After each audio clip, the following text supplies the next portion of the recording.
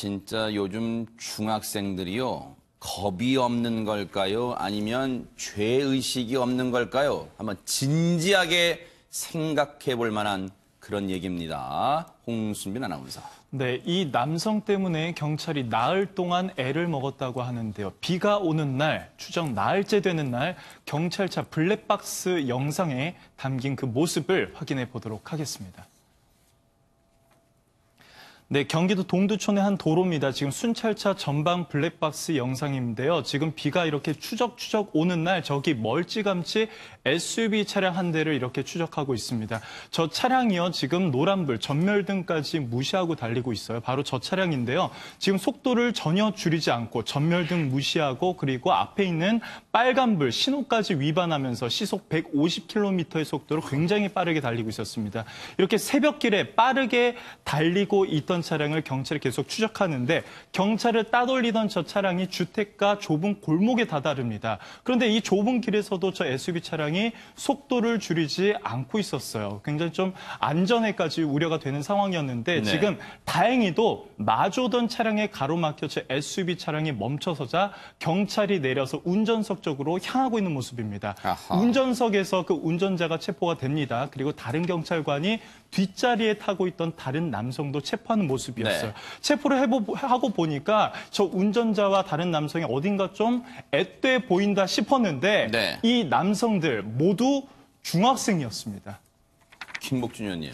예. 진짜로 귀를 의심합니다. 이게 깜놀입니다. 깜놀. 진짜 중학생이랍니다. 저 그렇게 무서운 속도로 운전한 사람들이요? 중학교 1학년, 나이가 고작 13살이에요. 하하. 사실 그동안 왕왕 우리가 이 어머니 아버지가 집에 둔 그 차키를 몰래 훔쳐가지고 부모님 차를 운전해가지고 사고 내고 한 거 우리가 몇 번 다뤘잖아요. 그랬죠, 네네. 이 얘들은 또 그거하고는 경우가 좀 달라요. 네. 이 아이들은 아마 이 차량도 아마 그 훔친 걸로 보입니다. 하하. 근데요, 네. 제가 일산에서 현장에 있을 때 솔직히 말씀드려서 이 부분 상당히 심각하다는 생각을 예전부터 했어요. 왜 그랬냐면요. 네네. 성인들이나 할 만한 강력범죄를 14세 미만 아이들이 저지르는 경우가 왕왕 있어요. 네. 그런데 그들을 형사들이 검거해가지고 경찰서로 데려오면 네. 걔들이 그렇게 해요. 저 형사 눈 반드시 쳐다보면서 형사 아저씨 저 아직 나이 14살 안 됐어요. 이렇게 얘기를 해요. 진짜 황당한 경우를 많이 겪었는데요. 네. 14살 미만은 형사처벌을 안 받는다는 사실을 얘들이 누구보다도 잘 안다는 게 사실 요즘에 문제예요. 하하. 저 차량에 다른 차에 가로막혀서 질주국을 멈췄던 저 차량. 앞서 말씀드린 것처럼 잡고 보니까 중학생들이었습니다. 6명이 타고 있었는데요.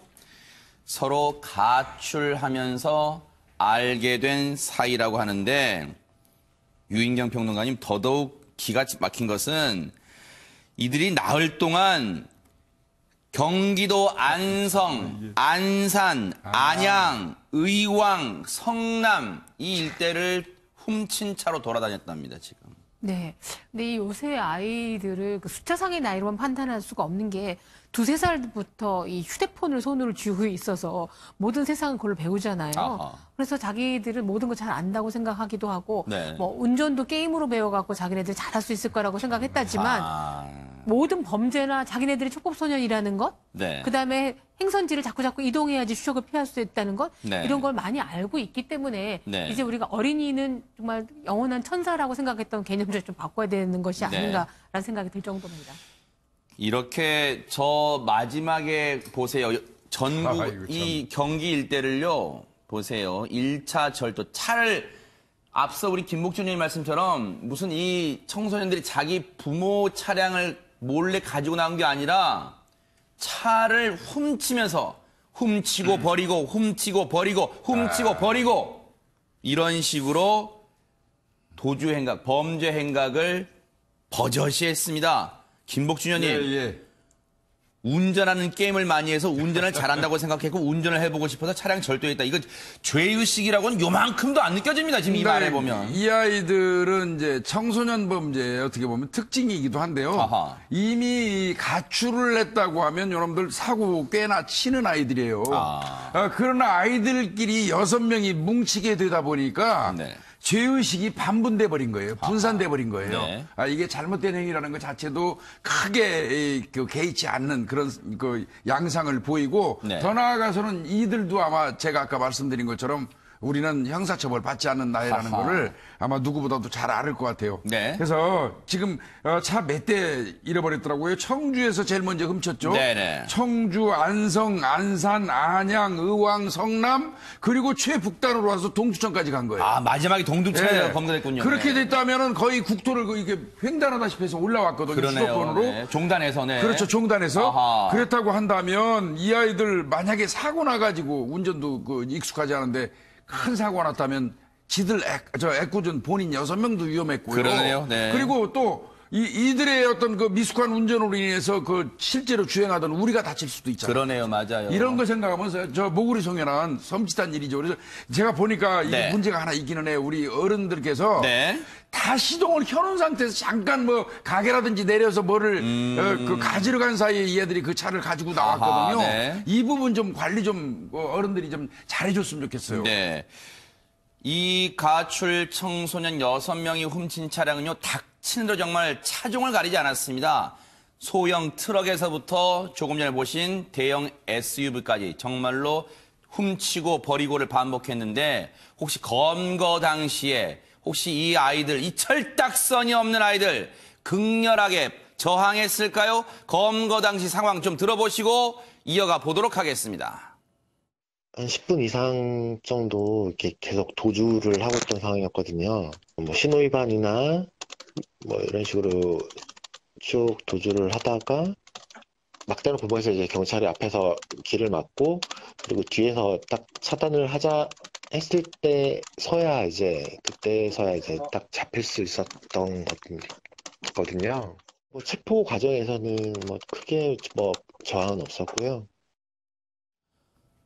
너무너무 어처구니가 없는 게 박성배 변호사님, 이게 정말 중학생들, 이 아이들이 했을 소행이라는 게 정말 믿기지가 않습니다, 진짜. 참 놀라운 사실인데요. 이번이 처음도 아니랍니다. 아, 그래요? 이 중학생들이 동네에서 서로 어울려 다니면서 범죄를 저지른 전력도 여러 차례 있는데 2명 내지는 4명씩 조를 짜서 절도 행각을 벌이다가 경찰에 검거된 것도 여러 차례랍니다.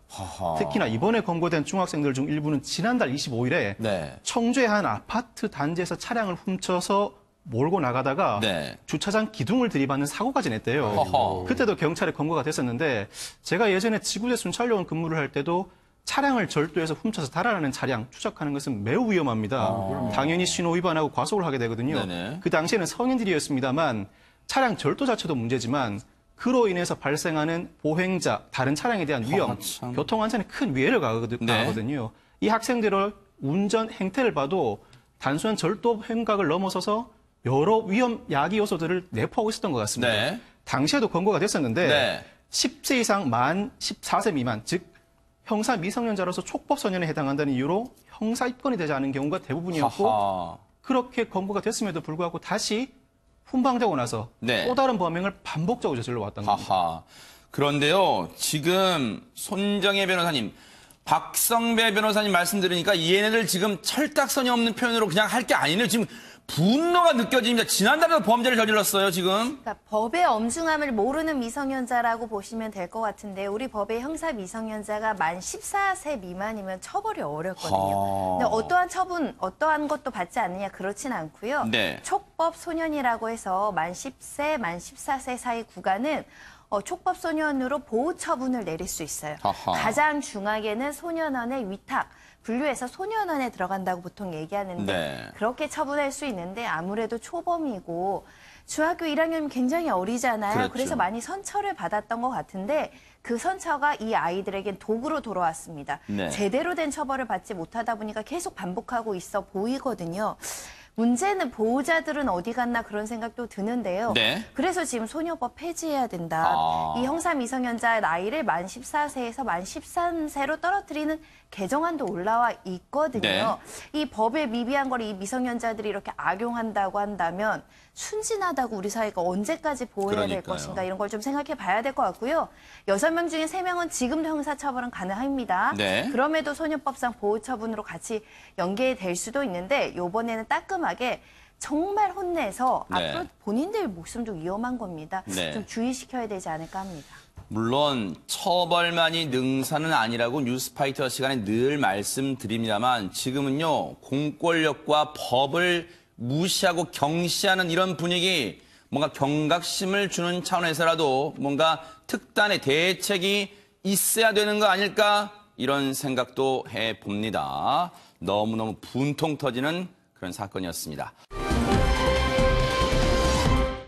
여러분은 연예인 중에 뭐 엄친아 이미지로 불리는 연예인들 많이 아실 거예요. 그런데 정말 불미스러운 일에 휘말린 엄친아 얘기를 해보도록 하겠습니다. 손정혜 변호사님. 네, 그렇습니다. 완벽한 엄마 친구 아들이라고 해서 엄친아로 대표적으로 알려져 있던 로이킴 씨입니다. 워낙 네. 공부도 잘하고 또 굉장히 건장한 데다 잘생겨서 팬들도 굉장히 많았습니다. 네. 그리고 굉장히 이제 성실하게 생활을 하고 지금도 미국에서 유학하면서 대학교를 다닌다고 알려져서 아하. 설마 로이킴 씨가 이런 일에 연루될 것이라고는 꿈에도 생각하지 못했었는데 그랬었죠. 어제 드디어 미국에서 이제 들어오고 나서 경찰서에 출두하는 모습이 이제 공개가 됐습니다. 네. 취재 진압해서 이제 로이킴 씨가 두 손을 앞으로 모으고 꾸벅 고개를 숙였는데요. 네.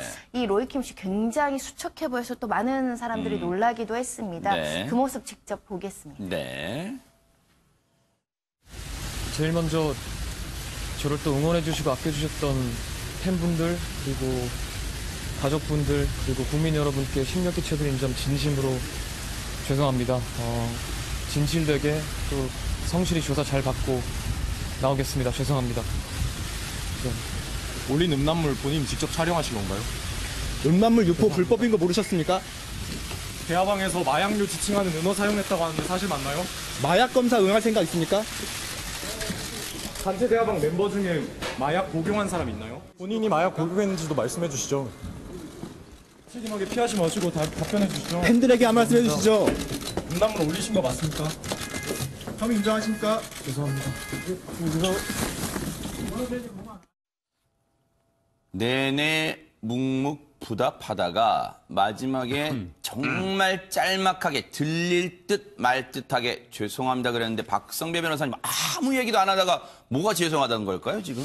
심려를 끼쳐드려서 진심으로 죄송합니다. 죄송합니다. 요 두 마디가 가장 눈에 들어오는데 네.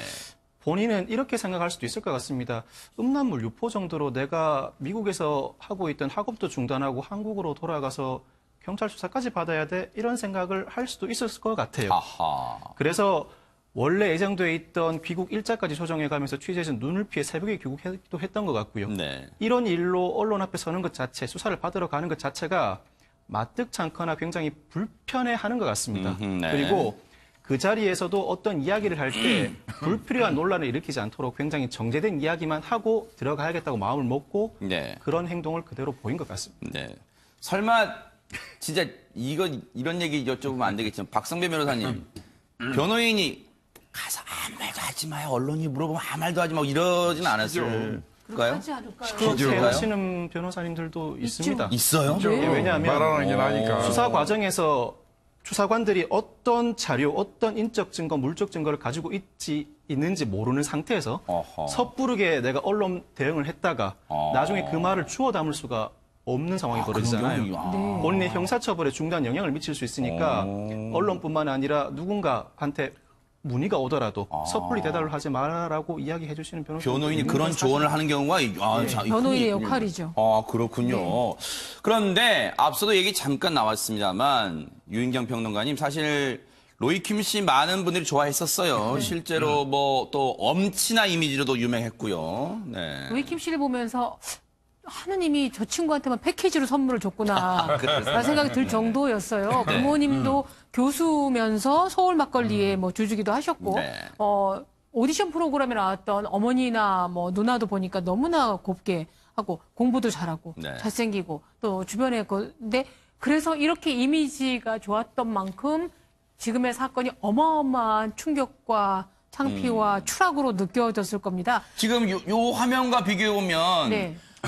지금 로이킴 씨 얼굴하고 조금 전에 경찰 출석할 때 모습하고 완전히 진짜 다르긴 해요. 그야말로 얼굴이 반쪽이 됐어요. 어허. 게다가 로이킴은 어릴 때부터 꿈이 개그맨이라고 할 정도로 그래요? 양명한 청년이었는데 어떻게 된 사건으로 연루돼서 이렇게 되다 보니까 본인이 아마 우리가 느꼈던 실망만큼이나 본인에 대해서 부끄러움과 그 찬탄이 굉장히 클 것 같고요. 네. 아마 또 자각을 못하고 네. 그렇지 않습니까? 왜 빨간불도 혼자 건너면 불법이지만 단체로 손잡고 건너면 단체 행동이 되는 것처럼 정준영 씨나 이런 단톡방에서 일어났던 것에서 범죄를 못 느꼈던 것 같지만 네. 어쨌든 조사를 해봐야 되겠으나 네. 저런 모습을 통해서도 많은 분들이 좀 반면 교사를 얻었으면 하는 바람입니다. 그러니까요. 지금 사실은 저 모습에 대해서요.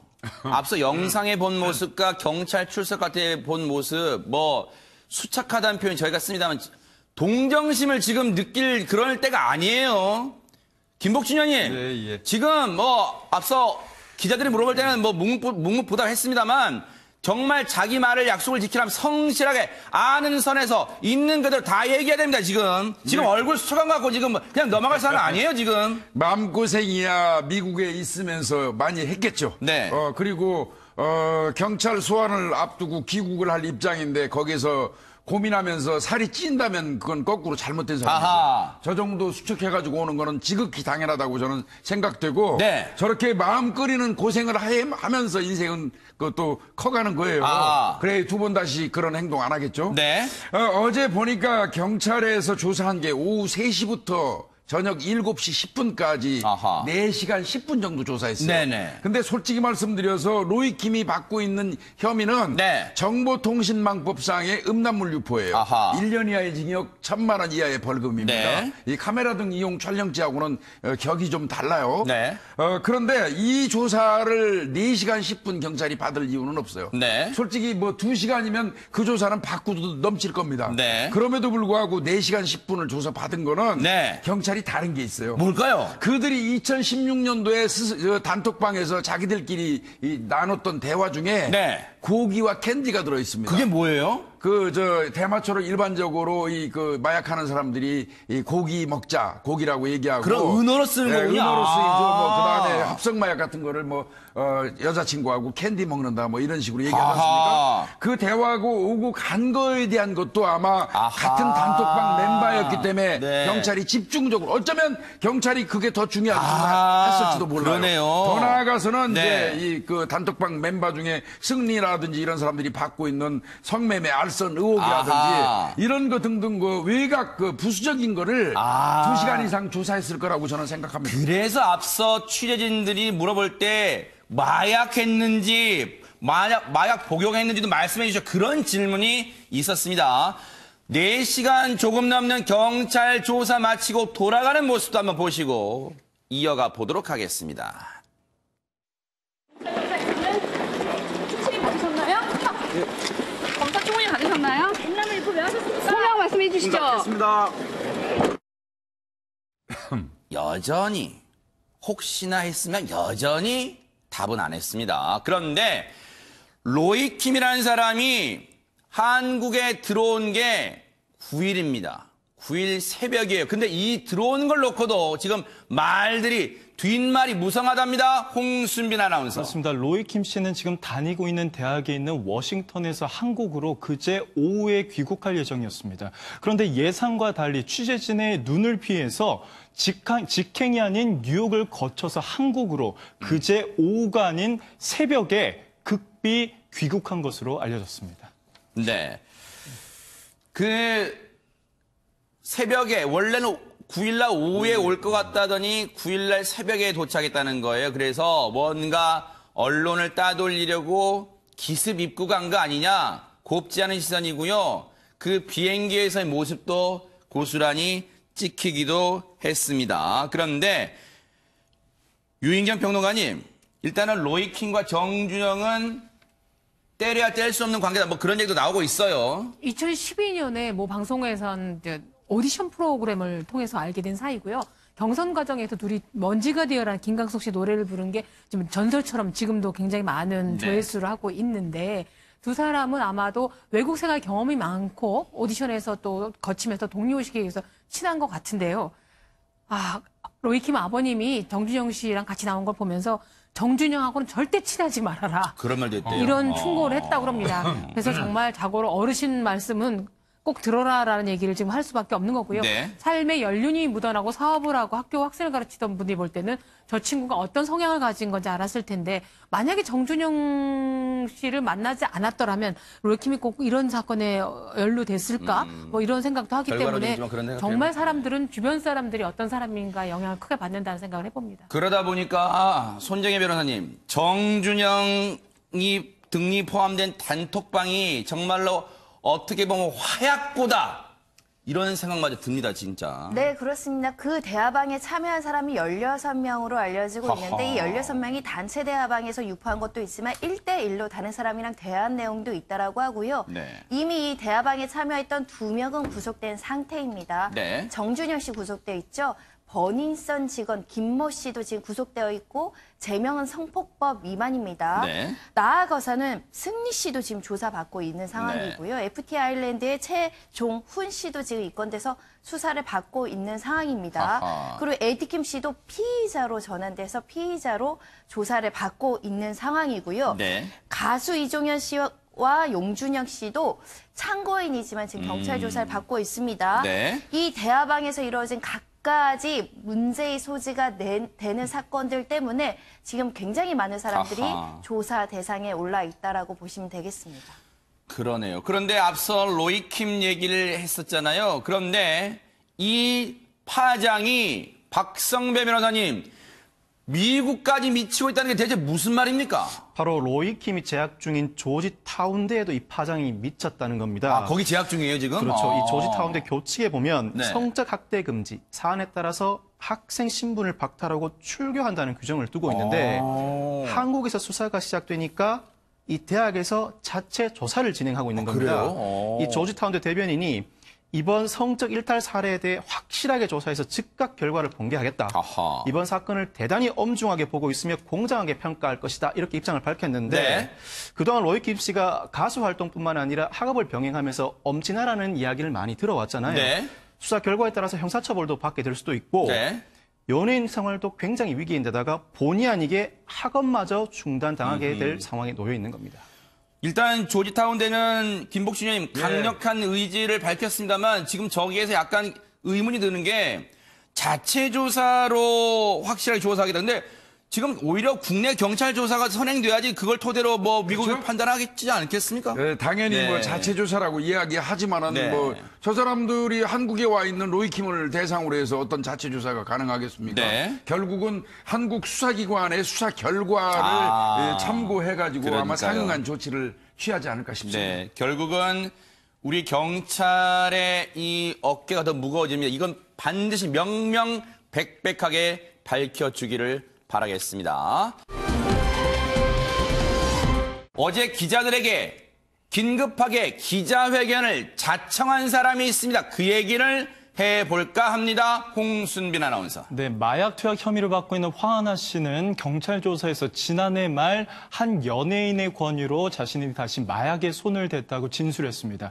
그러자 그 해당 연예인이 누구인가에 대한 추측이 나오기 시작했는데요. 그 과정에서 화하나 씨의 전 남자친구이자 2017년에 결혼까지 하려 했었던 박유천 씨가 거론되기 시작합니다. 하하. 실제로 박유천 씨도 이 수사기관을 통해서 황하나 씨가 자신을 지목했다는 얘기를 듣고 자신은 아니라며 어제 급하게 서울시 중구 프레스센터에 기자회견을 열었는데요. 아하. 기자회견 서두에서 밝힌 이 박유천 씨의 심경을 먼저 한번 들어보도록 하겠습니다. 저는 우울증 치료를 받고 있었습니다. 한동안 긴 수사를 받았고 법적으로 무혐의가 입증되었으나 저는 사회적인 질타와 도덕적인 죄책감 그리고 수치심으로 고통스러운 시간을 보냈습니다. 자숙하고 반성하면 다시 시작할 수 있다는 생각을 했다가도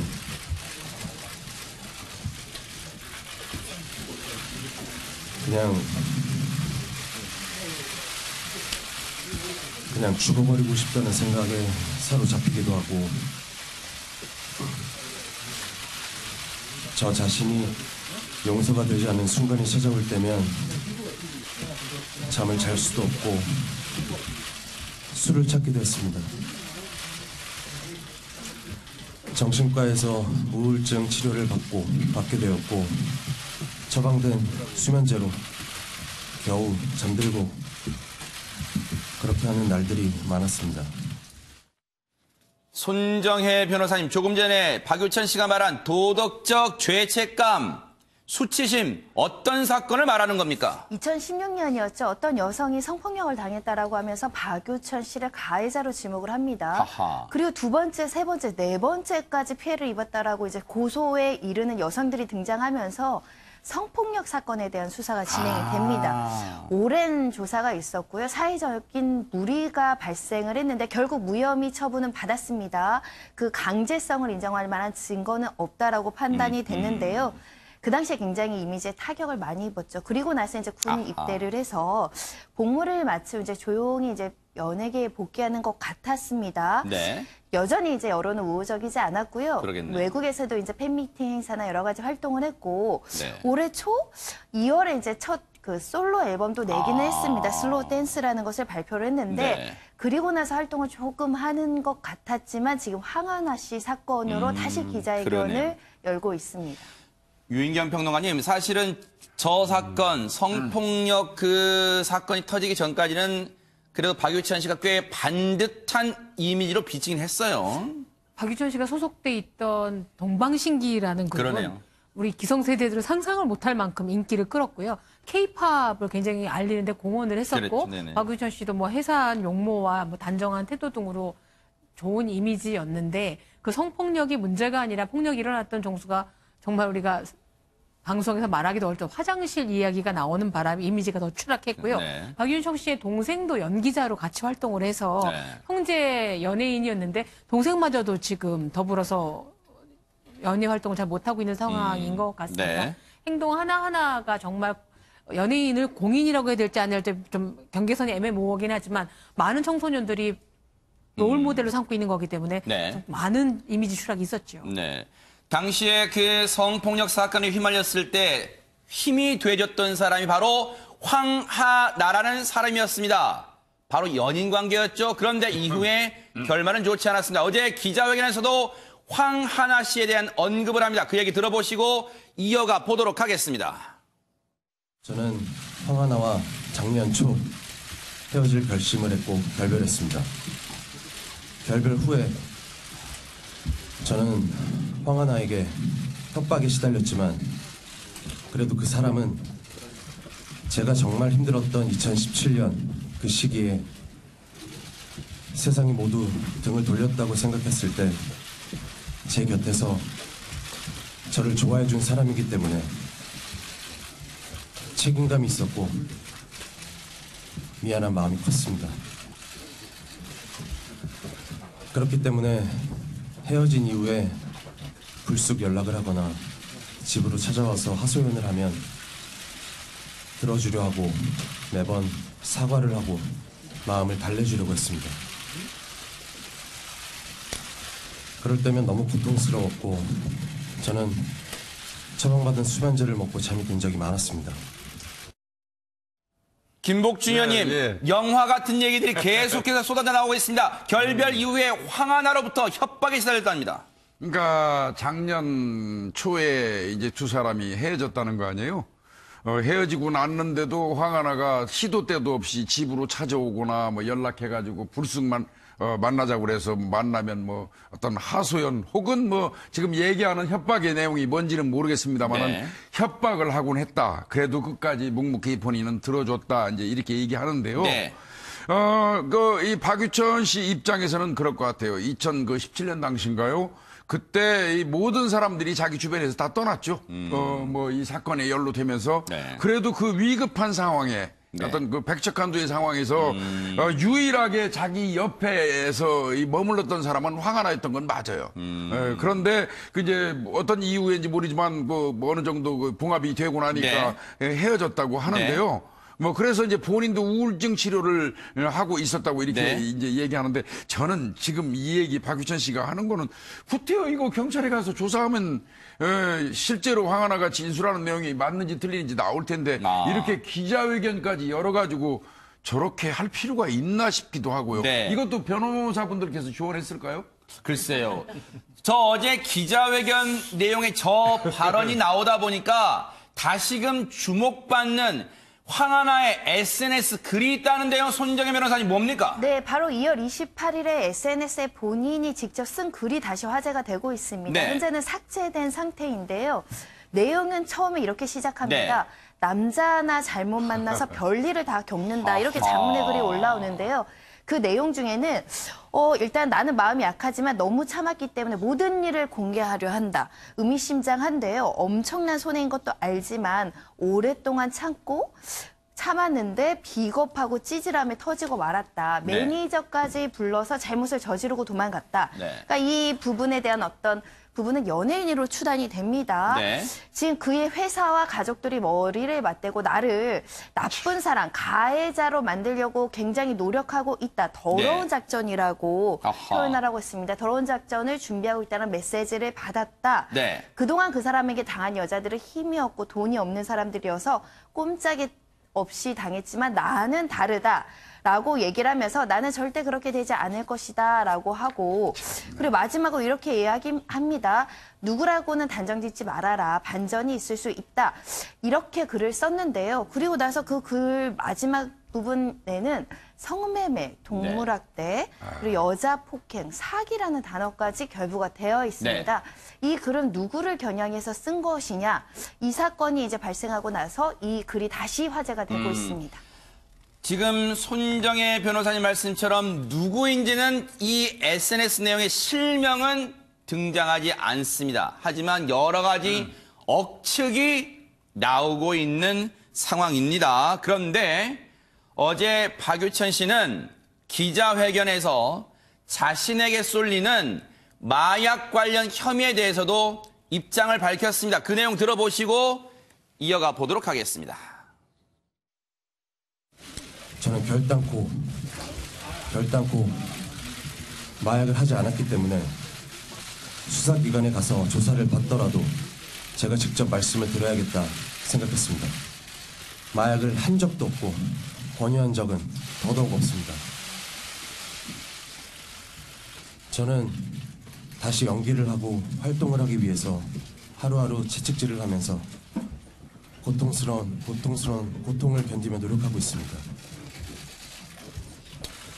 그런 제가 그 모든 노력이 물거품이 되는 마약을 생각하거나 복용했다는 것은 정말 상상할 수도 없는 일입니다. 연예인 박유천으로서 활동을 중단하고 은퇴하는 문제를 넘어서 제 인생 모든 것이 부정당하는 것이기 때문에 절박한 마음으로 왔습니다. 유인경 평론가님, 우리 흔히 그런 표현을 이제 쓰잖아요. 예능에서도 많이 나오면 뇌구조, 그죠? 뇌구조라는 표현 많이 나오는데 어떤 생각을 하고 있을까? 지금 본인 얘기처럼 자숙하고 있는 와중 그리고 전 애인의 문제로 기자회견 자청한 상태에서 연기 활동 위해서 노력하겠다는 말 이런 말을 지금 또 하고 있어요. 근데 사실 그 박유천 씨 같은 경우에는 황하나 씨랑 결혼설이 불거졌을 때는 황하나 씨랑 결혼하고서는 연애 활동을 접겠다라는 이야기를 했었어요. 그래서 약간 앞뒤가 안 맞는 듯한 느낌이 들지만, 근데 그러니까 저는 뭐 연예인이 아니어서 잘 모르겠으나 연예인들은 이제 뭐 팬들의 사랑으로 삽니다, 뭐 이미지로 삽니다라고 하기 때문에 갈채가 끊기는 순간, 팬들로부터 외면당하는 순간에 죽음과 같은 걸 느낀답니다. 게다가 황하나 씨가 끊임없이 뭐 매장시켰다라는 말은 모르겠지만 어쨌든 협박을 하고 있기 때문에 제일 두려운 게 고통보다 공포가 무섭거든요. 공포감을 잊기 위해서라도 제대로 된 연기활동 펼쳐보고 싶었던 모양인데 황하나 씨가 했던 말을 이분이 아마 되돌려 줄 것 같습니다. 사람 하나 잘못 만나서 나도 참 꼬이는구나라는 얘기를 네. 할 것 같은 느낌이 듭니다. 그런데 김복준 의원님, 예. 박유천이라는 사람이 기자회견 자청에서 마약 혐의 관련 얘기 언급한 배경이 좀 있을까요? 저는 한편으로는 이런 생각은 들어요. 뭐 이 선제 공격이랄까? 아하. 선제 공격이 어떤 경우에는 최고의 방어가 될 수도 있어요. 네. 뭐 그런 맥락에서 기자회견을 자청한 게 아닌가 이런 생각도 들고 네. 또 수사 결과 이전에 이미 이런 소문들이 사실화되면서 네. 기정사실화되면서 이미지가 굳어버리는 그런 그 문제가 되면은 그거는 나중에 회복하기 어렵다고 판단했을 수도 있고요. 네. 뭐 본인이 마약과 관련이 없다는 거 자신감을 드러내기 위해서 뭐 했다고 할 수도 있겠고 여러 네. 가지 해석은 할 수 있겠지만 네. 명백한 거는 결국은 경찰 수사 결과에 따라서 아하. 결정된다는 것이죠. 네. 그런데 이 황하나라는 사람이 지금 이 박유천 씨의 기자회견에 등장하지만 지금 엄청난 메가톤급 후폭풍을 가져올 수 있어요. 왜냐하면 경찰과의 유착 의혹이 끊이지 않고 있어요. 왜냐하면 손정혜 변호사님, 당시 재판 2015년 재판에 여러 차례 말씀드린다만 8번이나 등장하는데도 한 번도 소환 조사 안 됐다. 이거 어떻게 해석이 됩니까, 진짜? 네, 관련된 사람 7명이 있었는데 2명만 수사에 이르고 나머지는 소환 조사조차 이르지 않았다라는 겁니다. 그런데 그 당시에 공범으로 지목됐던 조모 씨의 수사 기록, 증거 기록을 봤더니 네. 황하나 씨 이름이 너무나 많이 나온다는 거예요. 네. 첫 번째는 제보 진술서에 보면 황하나 씨랑 조모 씨랑 어울려서 마약을 했다는 제보가 명확하게 진술서에 있고요.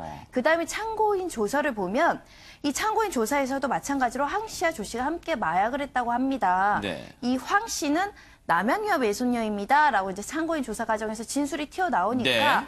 담당 경찰관이 남양유아 외손녀라는 거냐라고 되묻기까지 합니다. 네. 그런데 담당 경찰관이 얼마 전에 인터뷰를 한 거 보면 네. 나는 이 사건 기억도 잘 안 나고 네. 남양유아 외손녀인 거 잘 몰랐다라는 취지였거든요. 네. 그런데 그것과 다른 참고인 조서가 지금 등장을 했습니다. 아하.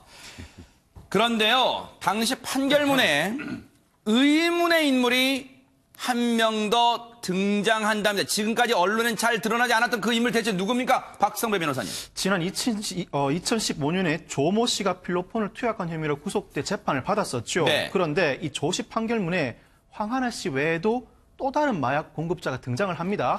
이 판결문 내용을 보면 네. 조 씨가 황 씨로부터 필로폰을 전달받은 다음에 네. 그 대금을 지급하는데 대금을 지급받은 계좌주인 네. 정모 씨가 등장을 합니다. 아하. 이 정 씨가 조 씨에게 직접 필로폰과 주사기를 건네기도 해서 네. 황 씨와 더불어서 공범으로 적시까지 돼 있었다는 거죠. 아하. 이 조 씨가 이렇게 또 주장을 합니다. 이 정 씨라는 사람이 나뿐만 아니라 부유층에게 마약을 전문적으로 공급하는 딜러였는데 아하. 황 씨처럼 역시 수사기관 조사를 받지 않았다. 아하. 이렇게 주장을 하고 있는 겁니다. 바로 이 관련, 지금 새롭게 등장한 정 씨 관련 MBN이 단독 취재한 내용 얘기 한번 들어보시고 이어가 보도록 하겠습니다.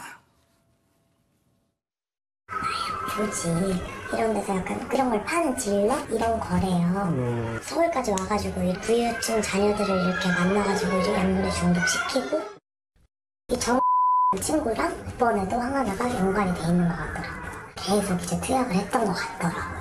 얼마 전에 걔가 SNS에다가 둘이 사진 찍은 걸 올렸었대요.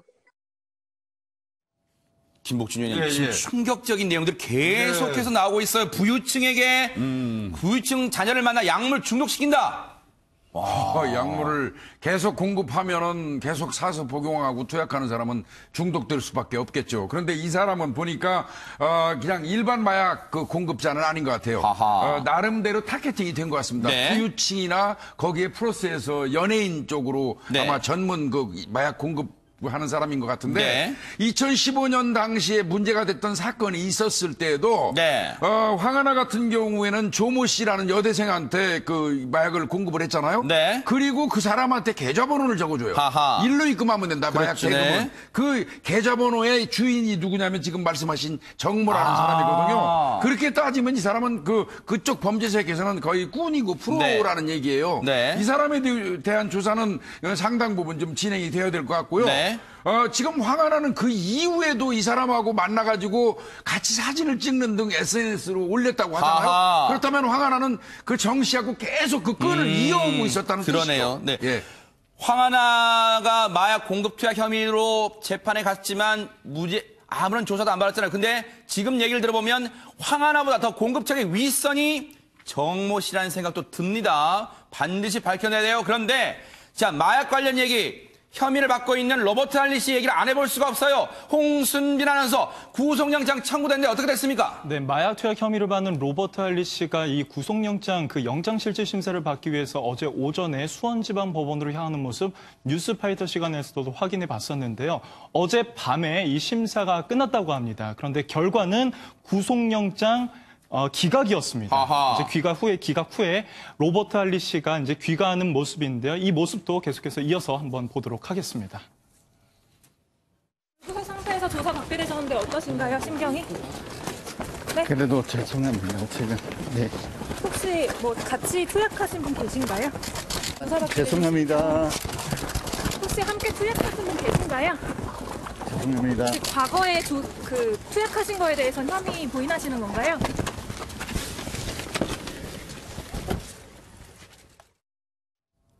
김복준 의원님. 예. 죄송하다고는 하면서도 네. 지금 일부만 시인하고 과거 투약 혐의에 대해서는 일단 꾹 다물고 있어요. 일단. 그러니까 과거 투약 혐의가 뭐냐면 2017년과 2018년 안양 만안경찰서에서 했던 사건이에요. 네네. 안양 만안경찰서에서 사건을 할 때 이 하일 씨죠. 이제 우리나라 귀환했으니까 그러네요, 네. 하일 씨로 불러야 되겠습니다. 하일 씨하고 같이 마약을 투약했다는 남성을 적발한 적이 있어요. 네. 그 남성의 진술에 의거해서 하일 씨를 불러들였는데 네. 그 당시에 하일 씨가 한참 있다 나타났는데 온몸에 있는 모든 이 털을 다 깎고 들어왔어요. 그 얘기인즉슨 바꿔서 얘기하면 뭐 어떤 증거를 인멸했다고 제가 볼 때는 개인적으로 그렇게 보여요. 네. 여하간 그게 그 작전이 성공했는지 몰라도 아하. 그 당시에는 뭐 소변 검사 정도로 음성이 나와버리니까 네. 더 이상 처벌하지 못했고 아하. 그거는 무혐의 처분이 됐어요. 네. 그러나 저는 그거 분명히 그 무혐의가 법상 무혐의지 심정적으로 그러네요. 무혐의는 아니라고 봅니다. 네. 그러니까 그 부분은 끝까지 네. 이제 하일 씨가 부정하는 거고요. 네. 이번에 이제 양성 반응이 나온 건 최근 겁니다. 아하. 그 부분만 인정하고 네. 지금 처벌을 받는 것이죠. 아하. 그러면요, 박성배 변호사님, 이번에는 소변 검사에서 약물 양성 반응이 나왔는데 왜 구속영장이 기각된 겁니까? 법원에서는 피의 사실에 대한 증거 자료가 대부분 수집돼 있다. 그리고 범죄 사실을 모두 인정하기 때문에 증거인멸 우려도 없다. 주거가 일정하기 때문에 도주 우려도 없다는 이유로 기각을 했는데 마약, 특히 대마필로폰의 경우에는 초범인 경우에는 구속영장 청구를 안 하거나 영장이 기각되는 경우가 많습니다. 초범일 경우에도 투약한 양이 매우 많거나 아니면 단순히 자기만 투약한 게 아니라 제3자에게 무상으로 교부하는 등의 방법을 사용해 영장 발부되는 경우가 대부분이거든요. 초범이라는 것 때문에 이전에 마약 범행이 밝혀지지 않은 상태에서 초범이라는 이유 때문에 영장이 기각됐다. 이렇게 이해하시면 될 것 같습니다. 어쨌든 여러분 착각하시면 안 돼요. 혼동하시면 안 돼요. 늘 뉴스파이터에서 김복준 의원님 말씀하시지만 영장이 기각됐다고 해서 죄가 없다는 게 아니에요. 일단 불구속 상태에서 계속 수사받고 또 재판에 넘겨질 겁니다. 마이크로다시 부모 얘기를 안 해볼 수가 없습니다. 마이크로다시 부모 얘기를 해볼게요. 지금 이 한국에 들어올 때 모습, 그때 발언도 논란이 많이 됐습니다만 지금 구속영장이 일단은 청구가 됐어요. 그리고 마이크로다시 아버지와 어머니 둘 다 지금 구속영장이 신청이 됐는데 청구가 됐는데 일단 그 얘기부터 박성배 변호사님 통해서 어떻게 돼가고 있는지 얘기를 듣고 이어가 보도록 하겠습니다. 어떻게 됐습니까 지금? 자, 어제 충북 제천경찰서가 도주 및 증거인멸 우려가 있다고 판단된다면서 마이크로다 부모, 신씨 부부 모두에 대해서 구속영장을 신청했습니다. 그런데 검찰이 마이크로닷 어머니 김모 씨에 대해서는 구속영장을 기각했고요. 하하. 마이크로닷 아버지 신모 씨에 대해서만 구속영장을 청구함으로써 오늘 11일 구속영장 실질심사를 거쳐서 오늘 영장 구속 있어요? 여부가 결정이 됩니다. 네. 지금 그렇게 되면은 김복준 의원님 일단은 글쎄요. 부부가 같이 한 행동인데 왜 마이크로닷 어머니에게는 영장이 기각됐을까요? 일단은요. 네. 일반적으로 부부가 같이 범행을 하는 경우에 두 사람을 다 구속하는 예는 사실상 관례처럼 거의 아, 없어요. 그래요? 그러다 보면 어느 일방 그 중에서 이 비교적 그 죄가 좀 중하다고 판단되는 대상을 구속하는 선에서 네. 정리하는 게 일반적이거든요. 아마 이번 같은 경우에도 이 마닷의 이 아버지하고 어머니 중에서 아버지가 좀 중하다고 본 것 같고요. 일단 불구속 상태에서 범행은 수사는 진행하는 것 같습니다. 그러네요. 근데 유인경 평론가님 사실은 피해자분들은요, 이 두 사람이 구속, 불구속 여부 상관없이 지금요, 정말로 분노가 치밀어 오를 거예요, 진짜. 마다 부모들의 태도 때문에 더 분노가 치밀는 것 같습니다. 네네. 피해자들이 모르는 사람들도 아니었고요. 동네 사람들, 맞아요. 고등학교 동창들, 게다가 마다의 아버지가 당시에는 IMF 때여서 그럴 수밖에 없었다는데 IMF 때라고 누구나 다 친구한테 보증쓰기하고 돈 빌려갖고 도망가지는 않거든요. 한 분의 경우에는 그 무렵에 1억 5천만 원을 보증을 서줬는데 네. 그것 때문에 갖고 있던 소도 다 팔고 농기구 다 팔고 해가지고 신용 불량자가 됐답니다. 아하. 본인은 그 당시에 20년 전에 1억 5천만 원이면은요 어지간한 집 한 채도 살 수 있는 돈이었을 모르겠네요, 텐데 진짜. 지금 그 돈을 뭐 갚아줄 문제가 아니라 나는 뭐 지금 별로 잘못한 거 없다. 그때 다 어려워서 그랬다라고 하고요. 네. 면회 신청도 했지만 마이크로다 아버지는 면회를 거부했고 네. 엄마를 만났는데 사과를 하지 않았답니다. 아하. 사과를 하지 않았답니다. 네. 게다가 아마 텔레비전 이런 걸 통해서 뉴질랜드 가서 호화롭게 살고 있고 네. 집안이 뭐 20억이 넘고 이런 것들 때문에 분노가 더 커질 것 아하. 같은데 어떻게 아들의 안녕을 위해서 돌아왔다고 하면서 친구나 지인들은 신용불량자까지 만들고 네. 남의 탓은 거지로 만드는지 네. 정말 답답할 뿐입니다. 마이크로다 씨의 부모에 대해서요, 이 피해자분들이 손정혜 변호사님 어제 면회 신청을 해서 만났다면서요? 그러니까 피해자로서는 진짜 진정 어린 사과를 듣고 싶었을 겁니다. 그래서 유치장에 면회 신청을 했는데 아버지인 신 씨가 면회를 아예 거부해버렸다는 거고요. 아내 김 씨랑 대신 면회를 했는데 그 시간도 3분여 굉장히 짧은 시간이죠. 네네. 사과하기도 짧은 시간인데 먼저 나간 사람이 김 씨라는 겁니다. 피해자 주장에 따르면 그 당시에 왜 당신만 살자고 다 같이 힘든 시간이었는데 도망을 네. 갔느냐, 왜 어떻게 마을을 떠날 수 있었느냐라고 네. 얘기했더니 이 부인 김 씨는 아니 이상하다, 내 재산 엄청 많이 남았고 소도 두고 갔는데 왜 그랬는지 모르겠다. 소 가지고 나갔다고 알려지고 있거든요. 팔고 나갔어요. 네, 팔고. 그러면서 이제 대례 큰 소리를 쳤다라고 이렇게 전해지고 있거든요. 그랬더니 이 피해자 문 씨가 그래도 사과가 우선 아니냐라고 했더니 면회를 거부하고 3분 만에 나갔다라는 네. 사실이 알려지고 있어서 피해자 가족 입장에서는 전혀 잘못을 인정하지 않는 모습, 그리고 심지어 도망간 거 아니다, 도망간 사실 자체를 부인하고 있다라는 사실, 그리고 그 당시에 채무도 갚을 수 있었다라고 주장을 한다는 겁니다. 네. 근데 이런 주장이 피해자한테는 와닿지 않죠. 도망가지 않았으면 왜 이 오랜 시간 한국에 이제야 이렇게 들어왔을 것이며 채무를 갚을 수 있었는데 한 푼도 변제하지 않고 지금에 이르는 것이 오히려 피해자들한테 더 공분을 사고 있는 상황이지 않을까 생각이 들고요. 네. 현재 피해자로 알려진 게 14명인데 네. 지금 이야기하는 것은 피해자들이 손익 계산을 끝낸 기국이다라고까지 입국이라고까지 주장을 하고 있습니다. 왜냐하면 물증이 있는, 차용증이 있는 사람들을 우선적으로 해서 합의를 진행하고 있다라는 것이고요. 네. 그렇지 않은 사람에 대해서는 합의가 적극적이지 않다, 이런 주장이 나오고 있는 상황입니다. 네. 그런데요, 지금 마이크로다 씨의 부모란 사람들은 한국에 들어오기 전에 피해자분이 지금 확인된 피해자만 14분인데 그중에 8분과는 합의를 했다는 거예요. 그런데 마이크로다 씨의 친인척이 이 MBN과의 단독 취재 이 인터뷰에서 뭐라고 했냐면 지금 새로운 국면을 맞이할 수 있는 그런 발언을 했어요. 그 발언 들어보시고 이어가 보도록 하겠습니다. 제호가 죽여서 잘 나간다 싶으니까 아마 배가 아파서 희망을 놓기 시작을 한 것 같은데 어떤 사람들은 뭐 터무니없이 많이 달란다. 뭐 5억을 달란데 뭐 그때 보증 서봐야 1,000만 원짜리 뭐 변호사도 와도 안 되고 뭐 아무가 와도 안 되고 전화사랑으로 사정을 해도 안 되니까 결국은 아마 이제 당사자가 들어온 것 같아. 마이크로닷의 친인척이랍니다. 친인척이 뭐 여러 뭐 이 관계가 있으니까 누군지는 밝히지 않을게요. 그런데 제호, 그러니까 마이크로다시의 한국 이름이 신재호인가 봐요. 그런데 잘 나간다 싶으니까 배가 아파서 회방 놓기 시작한 게 아닌가? 아이고. 마이크로다시 뭐 얼마나 잘 나갑니까? 솔직히 저는 이 사건 터지기 전에 저는 마이크로다시 가수인지도 몰라요. 마이크로다시라는 가수가 있는지도 몰랐어요. 뭐 얼마나 잘 나간다는 겁니까 대체? 그런데 박성배 변호사님, 지금 이 얘기 좋으니까 이 얘기를 보니까 피해자분 중에 나 그럼 피해 변상해 주려면 배상해 주려면 5억 달러 했다는 분이 있다는데 이게 맞아요? 진짜입니까? 자, 5억을 요구했다는 당사자로 지목된 피해자가 입을 열었습니다. 굉장히 화가 난 어조였는데요.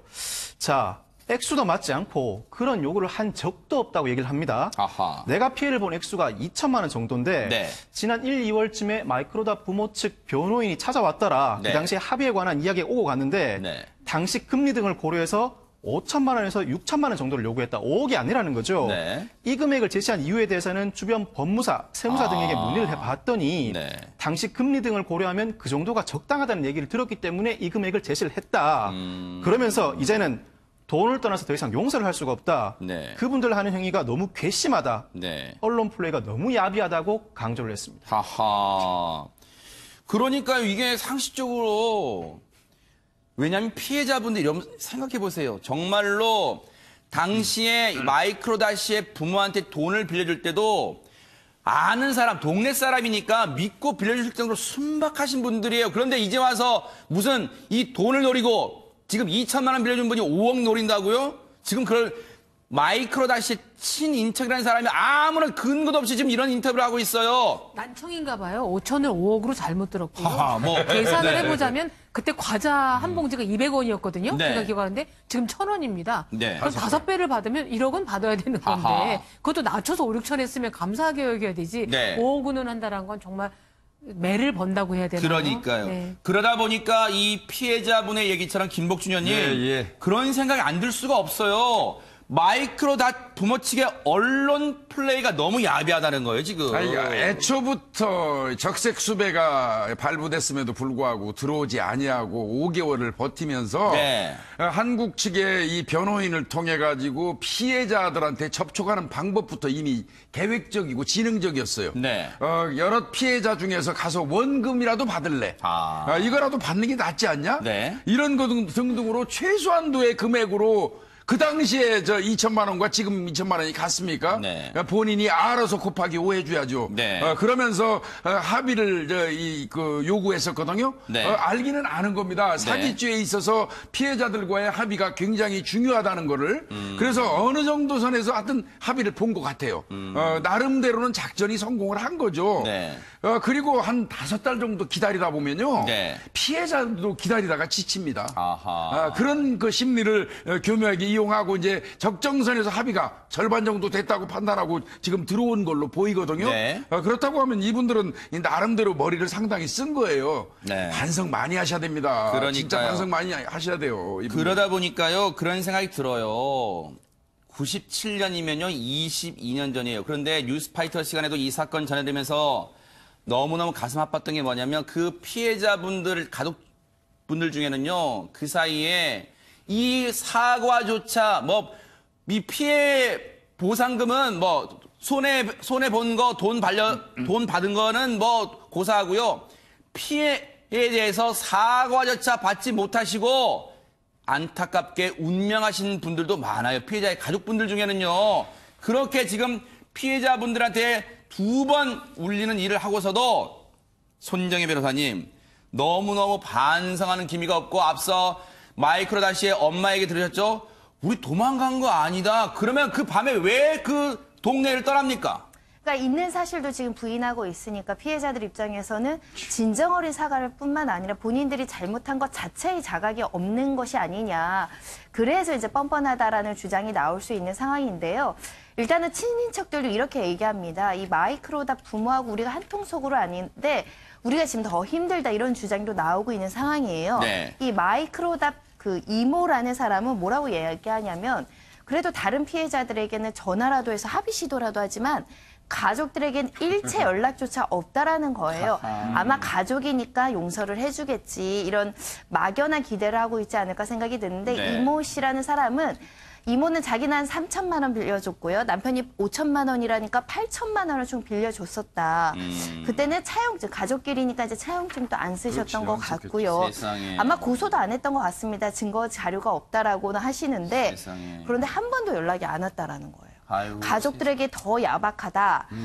피해자들에게 돈 갚아준다고 하는데 가족들에게도 갚아줘야 되는 거 아니냐 이런 이야기를 하고 있는데 그 심정이 어떨까 한번 생각하는 그러니까요. 것이고요. 네. 그리고 다른 피해자들이 우리 한통속이라고 하지만 진짜 고생 많이 했다. 트럭 운전도 하고 택시 운전하면서 고생을 했다라고 하는데 기욱하는 것도 친인척들한테 이야기한 게 아니어서 소식을 기사 보고 하셨을 세상에요. 정도라고 하는 거고요. 이모 씨라는 사람은 지난해 11월에 실제로 뉴질랜드까지 찾아간 전력도 있다라고 합니다. 왜냐하면 암치료 투병 중이어서 암치료 병원비가 너무 많이 나와서요. 그래도 이런 사실을 직접 찾아가서 알리면 조금이라도 왜 가족끼리는 돈 관계 없다고 하더라도 선의로 병원비라도 좀 줄 수 있는 상황이잖아요.